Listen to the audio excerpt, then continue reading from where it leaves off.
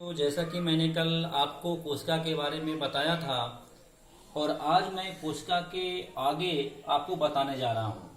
इन सब चीज़ों को बताने से पहले मैं बता दूं कि डीएलएड सेकेंड सेमेस्टर की मैंने चर्चा कर रहा हूँ। डीएलएड सेकेंड सेमेस्टर के जो सब्जेक्ट साइंस यानी विज्ञान शिक्षण है, उस विज्ञान शिक्षण में मैंने आपको जीव विज्ञान की चर्चा की और जीव विज्ञान में मैंने जीवों की संरचना के बारे में आपको बता रहे हैं।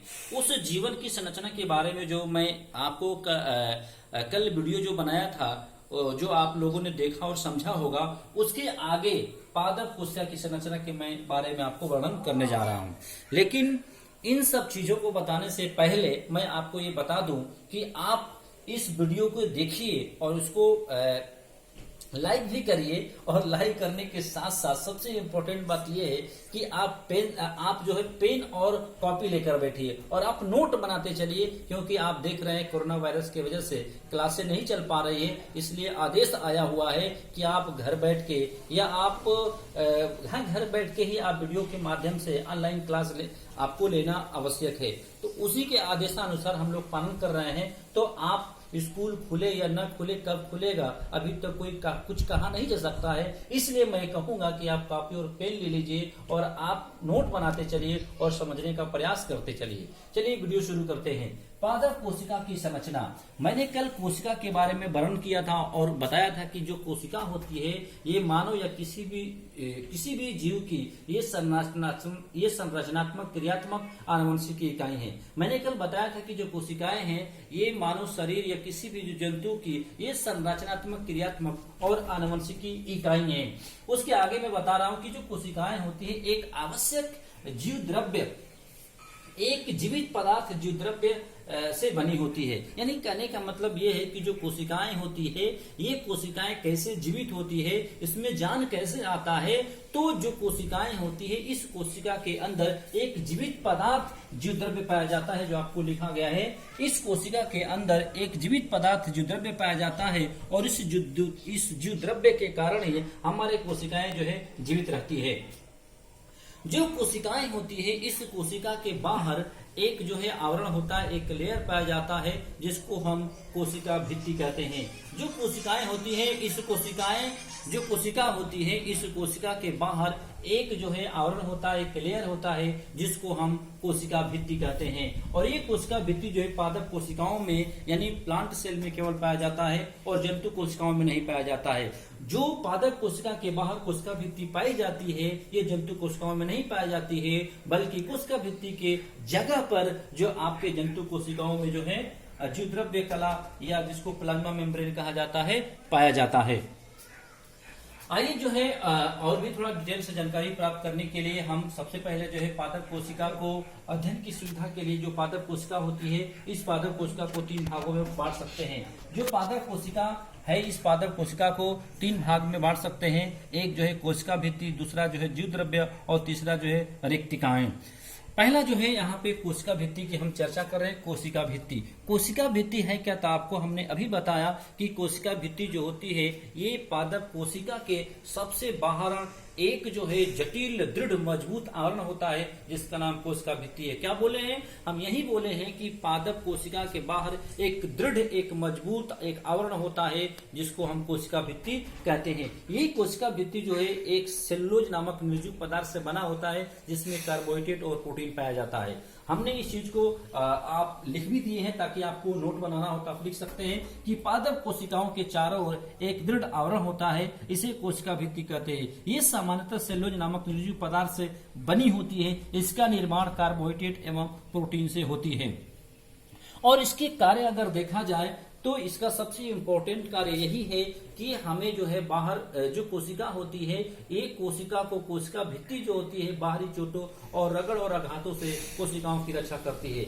जैसे मानव शरीर में एक कंकाल होता है, उस कंकाल पर जो होते हैं मसल्स यानी गोश्त के लोथड़े चढ़े होते हैं, जिसकी वजह से मानव शरीर या कोई भी जंतु जो है का एक निश्चित आकार जो है शेप बनता है, आकार या शेप बनता है। वैसे ही कोशिका का एक निश्चित आकार बनने का कारण है कि कोशिका बनने का कारण है कि इसके अंदर जो होता है आपका बाह्य कोशिका भित्ति पाई जाती है। ये कोशिका भित्ति जो होती है ये आपका जो है बाह्य कंकाल का काम करते हैं। देखिए यहाँ पे लिखा गया है कि इस प्रकार पादप कोशिका बाह्य कंकाल का काम करती है। जैसे मानव शरीर में कंकाल होता है, वैसे ही जो होता है कोशिका भित्ति जो है ये पादप का कंकाल कहलाता है। यानी पादप के अंदर पाया जाता है, यानी पादप जो होते हैं इस पादप के सबसे बाहर पाया जाता है और इसको बाह्य कंकाल नाम दिया जाता है।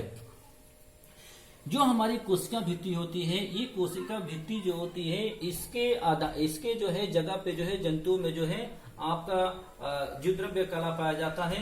जो यहाँ पे लिख दिए हैं कि जंतु में कोशिका भित्ति का अभाव होता है तथा जंतु में सबसे बाहर कोशिका भित्ति के जगह जो है जीवद्रव्य कला या प्लाज्मा मेम्ब्रेन पाया जाता है। तो आपको हमें उम्मीद है कि आपको समझ में आ गया होगा। आइए जो है थोड़ा सा एक पादप कोशिका जो इलेक्ट्रॉन सूक्ष्मदर्शी से देखने पर कैसा दिखाई देता है इसके बारे में हम आप चर्चा करते हैं। ये एक जो है स्पष्ट जो होता है इलेक्ट्रॉन सूक्ष्मदर्शी से देखने पर एक स्पष्ट पादप कोशिका ऐसा ही दिखाई देता है। इसमें जो होता है सबसे बाहर जो होता है सेल वाल होता है, इसके अंदर जो मिडिल लमेला होता है और काले काले 2 लेयर दिखाई देता है जो सेल मेम्ब्रेन जिसको कोशिका मेम्ब्रेन कहा जाता है पाया जाता है। उसके बाद जो है ये जो सेल वाल होता है कोशिका भित्ति होती है, ये कोशिका भित्ति और ये केंद्रक होता है। इस केंद्रक का जो किनारा होता है जिसको केंद्रक कला कह सकते हैं, केंद्रक कला क्या कह सकते हैं, केंद्रक कला ही है। ये केंद्रक कला और सेल वाल यानी कोशिका भित्ति के बीच में जो चिपचिपे तरल पदार्थ पाए जाते हैं इसका नाम होता है कोशिका द्रव्य। इसका नाम क्या होता है, कोशिका द्रव्य होता है। और केंद्रक के अंदर जो केंद्रक द्रव्य पाया जाता है, केंद्रक के अंदर एक चिपचिपे तरल पदार्थ पाया जाता है जिसका नाम हम केंद्रक द्रव्य रखते हैं। तो ये जो होता है केंद्रक कला और कोशिका भित्ति या कोशिका भित्ति जिसको सेल वाल कहते हैं कि बीच में जो चिपचिपे तरल पदार्थ जो है पाए जाते हैं इसका नाम कोशिका द्रव्य। और केंद्रक के अंदर पाए जाने वाले जो केंद्रक के अंदर पाए जाने वाले तरल चिपचिपे पदार्थ होते हैं उसको केंद्रक द्रव्य कहा जाता है। तो ये जो है आपके कोशिका द्रव्य और केंद्रक द्रव्य दोनों को मिलाकर जो है हम एक नया नाम देते हैं जिसका नाम देते हैं आपका जीवद्रव्य। जो आपको दूसरा हेडिंग दिया ही गया है जीवद्रव्य। जीवद्रव्य जो है पूछा जाता है, यहाँ से एक सवाल उठता है कि जीवद्रव्य और कोशिका द्रव्य में क्या अंतर होता है। तो आपका यही जवाब होगा कि कोशिका का संपूर्ण तरल और जीवित पदार्थ, जो कोशिका के अंदर जितने भी चिपचिपे तरल और जीवित पदार्थ, क्योंकि आपको बताए हैं अभी कि जो द्रव्य होता है ये जीवित पदार्थ होता है।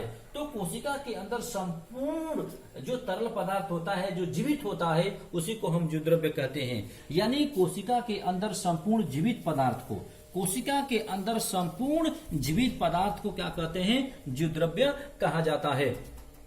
अगर इस जीवद्रव्य को इस कोशिका से बाहर कर दिया जाए, कोशिका से निकाल दिया जाए तो हमारी कोशिका क्या हो जाएगी, मृत हो जाएगी। यानी कोशिका का कोई अस्तित्व नहीं रह जाएगा। इसका मतलब ये हुआ कि कोशिका के अंदर जो जान है वो जीवद्रव्य के कारण ही है। यानी इसमें कह सकते हैं कि जीवद्रव्य जो है मानव का या पौधे का या किसी भी जंतु का जान है। यानी इसी की वजह से पेड़ पौधे या जीव जंतु जो है जीवित है। उसके बाद जो है एक और ही इम्पोर्टेंट बात यहाँ पे आपको बताएंगे कि जो कोशिका जो जीवद्रव्य होता है ये जीवद्रव्य जो है कार्बोहाइड्रेट और प्रोटीन और वसा से बना होता है। यानी जो हमारा जीवद्रव्य का निर्माण होता है, यानी जीवद्रव्य कैसे बनता है, तो जीवद्रव्य के अंदर प्रोटीन और कार्बोहाइड्रेट और वसा होता है। इन तीनों पदार्थों की वजह से जो हमारा जीवद्रव्य का निर्माण होता है। जीवद्रव्य कोशिका द्रव्य तथा केंद्रक से बना होता है। देखिए यहाँ पे आकर जो आपको पहले ही बताया कि कोशिका द्रव्य और केंद्रक द्रव्य को कहा जाता है जीवद्रव्य। अगर आप शॉर्ट में कहना चाहते हैं तो कह सकते हैं कि जीवद्रव्य जो होते हैं आपके कोशिका द्रव्य और केंद्रक द्रव्य को हम मिलाकर ही जीवद्रव्य कह सकते हैं, या ऐसे कह सकते हैं कि कोशिका का संपूर्ण जीवित पदार्थ जो होता है आपका जीवद्रव्य कहलाता है। उसी चीज को लिखा गया है सब की कोशिका भित्ति और रसधानियों के अतिरिक्त से संपूर्ण पदार्थ जीवद्रव्य कहलाता है। ये जो है रसधानियां कहलाता है, जिसको वैकुल कहा जाता है, इसको रिक्तिकाएं भी कहा जाता है, इसको रसधानियां भी कहा जाता है। जो वैकुल आपको दिखाया गया है, जो आपको तीसरा हेडिंग में आपको बताया जाएगा रिक्तिकाएं, ये एक पादप कोशिका के अंदर जो है आपको ये रिक्तिकाएं रसधानियां दिखाया गया है। तो अभी बताया कि कोशिका द्रव्य और केंद्रक को मिलाकर ही हमारा जीवद्रव्य का निर्माण होता है, ये जानते रहेंगे। उसी को यहाँ पे लिखा गया है कि कोशिका भित्ति और रसधानियों के अतिरिक्त शेष संपूर्ण पदार्थ जीवद्रव्य कहलाता है। जीवद्रव्य कोशिका द्रव्य तथा केंद्रक से बना होता है। याद रखेंगे कि जो जीवद्रव्य होता है कोशिका द्रव्य तथा केंद्रक से बना होता है। अगला नोट बनाया गया है कि जो द्रव्य एक जटिल पदार्थ है, इसका विश्लेषण करते समय इसकी मृत्यु हो जाती है। इस कारण यह जानना कठिन हो जाता है कि यह जीवित अवस्था में किस प्रकार होता है। कहने का मतलब यह है कि जो द्रव्य एक जटिल पदार्थ है, यानी इसका विश्लेषण करके जो है वैज्ञानिक जो है इसका विश्लेषण करके पता करना चाहते हैं कि यह कैसा है, परंतु उसकी स्वतः ही मृत्यु हो जाती है। इसलिए यह पता कर पाना कठिन हो जाता है कि जीवित अवस्था में जो द्रव्य कैसा है। फिर से आपको बता दे रहे हैं कि जो द्रव्य जो है एक जटिल पदार्थ होता है, इसका विश्लेषण का मतलब आप जानते होंगे, तोड़ के बिल्कुल विस्तार पूर्वक जो है अलग अलग करके जब इसका अध्ययन किया जाता है कि जो द्रव्य है कैसा, तो ये स्वतः ही मर जाती। लिखा है कि करते समय इसकी मृत्यु हो जाती है। जब इसका विश्लेषण करके अध्ययन किया जाता है तो ये स्वतः ही समाप्त हो जाती है, स्वतः ये मर जाती है। इसलिए यह पता करना कठिन हो जाता है कि जीवित अवस्था में जो द्रव्य कैसा है। अगला जो है एक इम्पोर्टेंट है, इसको भी थोड़ा जानते रहेंगे। ये कुछ वैज्ञानिकों के नाम है जो आपको जीव द्रव्य से संबंधित है। जीव द्रव्य की खोज सबसे पहले डुजार्डी नामक वैज्ञानिक ने सन 1835 में किए थे, लेकिन इसका नाम जो है जीव द्रव्य न देकर सार्कोट शब्द का प्रयोग किए। एक वैज्ञानिक थे जिनका नाम था आपका डुजार्डिन। जीव द्रव्य की खोज डुजार्डिन नामक वैज्ञानिक ने सन 1835 में की थी, परंतु इसके लिए उन्होंने सार्कोट शब्द का प्रयोग किया। कहने का मतलब ये है कि जो हमारा जीव द्रव्य है, इस जीव द्रव्य की खोज सर्वप्रथम डुजार्डिन नामक वैज्ञानिक ने की थी, लेकिन जीव द्रव्य नाम न देकर सार्कोट शब्द का प्रयोग किए थे। अगला वैज्ञानिक है पुरकिंजे। इन्होंने ही 1837 में इस पदार्थ का नाम जीव द्रव्य रखा। कहने का मतलब ये है कि 1837 में पुरकिंजे नामक वैज्ञानिक ने ही जीव द्रव्य नाम दिया या जीव द्रव्य शब्द का सर्वप्रथम प्रयोग किया। थॉमस हक्सले ने जीव द्रव्य को जीवन का भौतिक आधार कहा। थॉमस हक्सले ने जीव द्रव्य को जीवन का भौतिक आधार कहा। क्या कहा? जीवन का भौतिक आधार कहा। और हिमोवान मोहन ने जीव द्रव्य का वर्णन किया और इसके महत्व को समझाया। अगला है और लास्ट टॉपिक है रिक्तिकाएं। ये रिक्तिकाएं हैं जो आपको इस बड़े से स्ट्रक्चर में भी दिखाया गया है, जो खाली की तरह दिखाया गया है। ये आपका रिक्तिकाएं हैं। या अन्य और भी दो फिगर बनाए गए हैं।